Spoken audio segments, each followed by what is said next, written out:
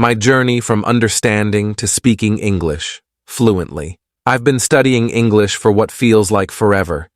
Years of grammar lessons, vocabulary drills, watching movies with subtitles, reading books, and filling notebooks with new words. On paper, I was great. I could understand conversations, follow along with most movies, and even write essays in English. But there was one big problem. When it came time to speak, I froze. It was like all the words I knew so well suddenly disappeared. Conversations felt like a maze where I couldn't find the right path. I'd open my mouth, and either nothing would come out, or I'd stumble over the simplest sentences. It was frustrating. How could I know so much but not be able to use it?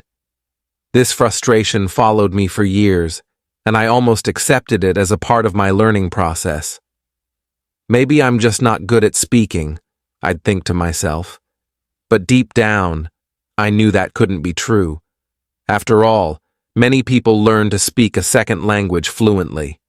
Why couldn't I? That's when I decided I needed help. I had a feeling there was something I was missing, some secret or method that could unlock the confidence I needed to start speaking. So I turned to an old language teacher I knew, Mr. Thompson. He was known for helping students break through the same barrier I was facing, and I hoped he could do the same for me. Meeting Mr. Thompson. I remember walking into Mr. Thompson's classroom. It had been years since I'd been in a formal class, but the familiar smell of books and chalk gave me a strange sense of comfort. I had a feeling this meeting would change things for me. Mr. Thompson greeted me with a warm smile, and after a little small talk, which I awkwardly stumbled through in English, he asked me why I was there. I've been learning English for years, I explained. I can understand most of what I hear and read, but when it comes to speaking, I just can't do it. It feels like I freeze up. Mr. Thompson nodded. That's a common problem, actually. Many students experience the same thing. They have the knowledge, but they don't know how to use it. But don't worry, there are ways to get through this. He leaned forward and smiled again. Let me share some tips with you. They're simple, but if you use them consistently, you'll see a big difference. 1. Speak even when you're not ready. The first tip, Mr. Thompson began, is probably the most important. You need to speak even when you don't feel ready. I must have looked confused because he chuckled before continuing. A lot of students wait until they think they're ready to speak. They want to know every word, every rule, and be 100% sure of themselves before they open their mouth. But the truth is, if you wait until you feel completely ready, you'll never speak. Fluency doesn't come from being perfect. It comes from practicing. I nodded slowly. This hit home for me.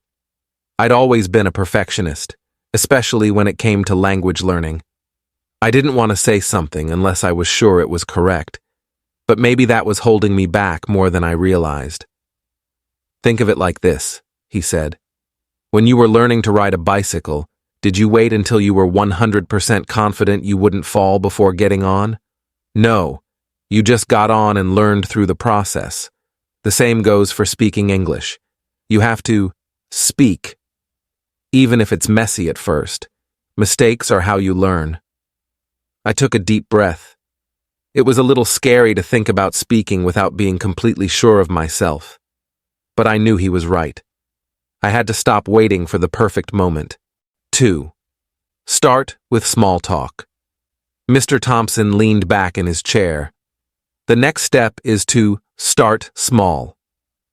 Don't try to have deep, complex conversations right away. Just practice simple, everyday conversations.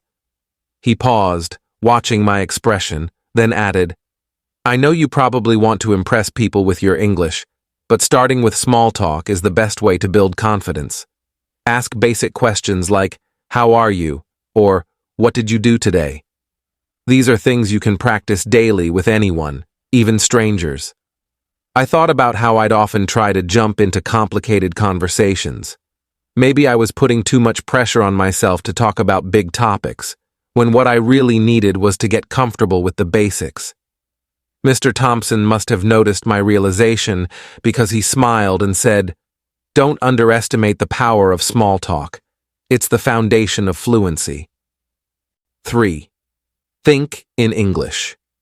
I raised an eyebrow at his next piece of advice. "You should start thinking in English," he said. "When you translate from your language to English in your head, it slows you down. It's like trying to read two books at the same time." That's exactly what I had been doing, mentally translating every word and phrase before speaking. No wonder I was slow. "How do I think in English?" I asked, feeling a little unsure of how to even begin that process. "Start with simple thoughts," Mr. Thompson replied. "When you're walking down the street, instead of thinking in your native language, describe what you see in English. There's a dog, or the sky is blue. When you're making breakfast, think about what you're doing in English. I'm frying an egg, or I'm pouring coffee. Start small, and eventually, it'll become a habit." It sounded challenging, but I was excited to try. If I could train my brain to think in English, speaking would surely become easier. 4. Use simple sentences. As I was jotting down notes, Mr. Thompson continued, "Here's another important thing to remember. Keep it simple. You don't need to use fancy words or complex grammar when you're speaking. Stick to simple sentences at first. Clear and easy to understand is always better than complicated and confusing." I realized that I had been overcomplicating things.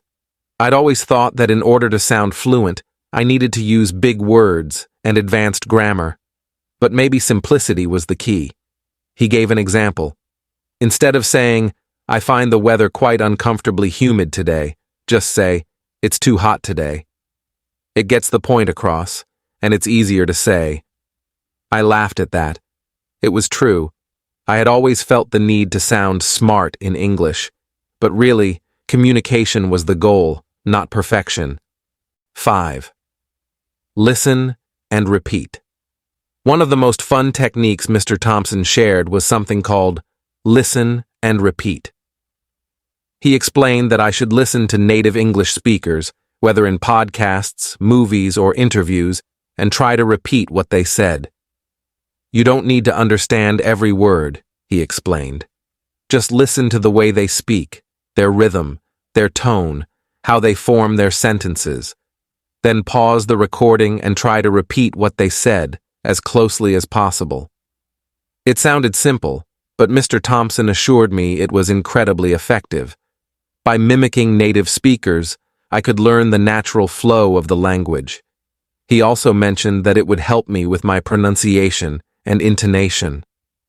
That night, I found myself watching one of my favorite English language TV shows. I listened closely to the actors' lines, then paused and repeated them. At first, it was awkward. I felt silly talking to my TV. But after a while, I noticed that I was starting to pick up on patterns in their speech, and my words came out more smoothly. 6. Join a conversation club.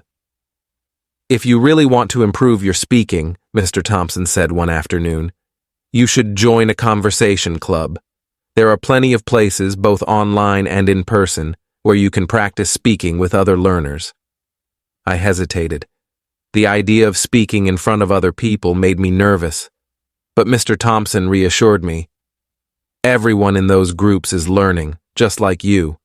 They won't judge you for making mistakes. In fact, it's a great place to make mistakes and learn from them." A week later, I found a local conversation club that met at a nearby cafe.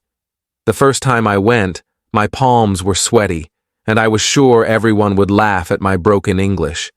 But to my surprise, everyone was so kind. We were all learners, and it felt like a safe space to practice. I spoke slowly at first, but as the weeks went by, I became more comfortable. The club was a huge confidence booster for me, and it gave me real opportunities to use what I had learned. 7. Be patient and consistent. The final piece of advice Mr. Thompson gave me was to be patient. You won't become fluent overnight, he said, but if you practice every day, even just a little, you'll improve. The key is consistency. I took those words to heart.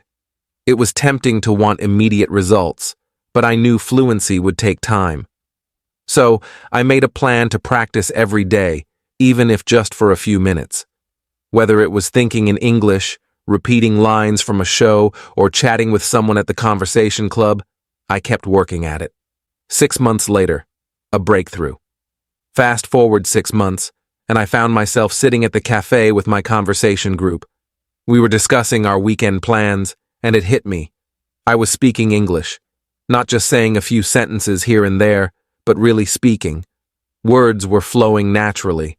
I wasn't pausing to think or translate in my head. I was actually having a conversation in English. It felt incredible. I had come so far from the person who used to freeze up at the thought of speaking. The biggest lesson I had learned? Fluency doesn't come from knowing all the rules. It comes from using the language, mistakes, and all. By following Mr. Thompson's advice, I had slowly built my confidence, and now, speaking English felt natural. As I left the cafe that day, I sent Mr. Thompson a text. Thank you. I'm speaking English now. What I learned. Tips for you. If you're like I was, struggling to speak English despite knowing all the grammar and vocabulary, here's what worked for me. 1. Speak, even if you're not ready. Don't wait for the perfect moment. 2. Start with small talk. Practice easy, everyday conversations. 3. Think in English. Stop translating in your head and let English become natural. 4th, use simple sentences. Focus on communication, not complexity. 5. Listen and repeat. Learn from native speakers by mimicking their speech. 6. Join a conversation club. Practice speaking in a safe and supportive environment. 7. Be patient and consistent. Improvement takes time, but daily practice makes a big difference. This journey wasn't easy, but it was worth every bit of effort. If you follow these steps, I'm confident you'll find yourself speaking English fluently in no time. Just remember, fluency isn't about being perfect. It's about communicating, learning, and growing with every conversation you have.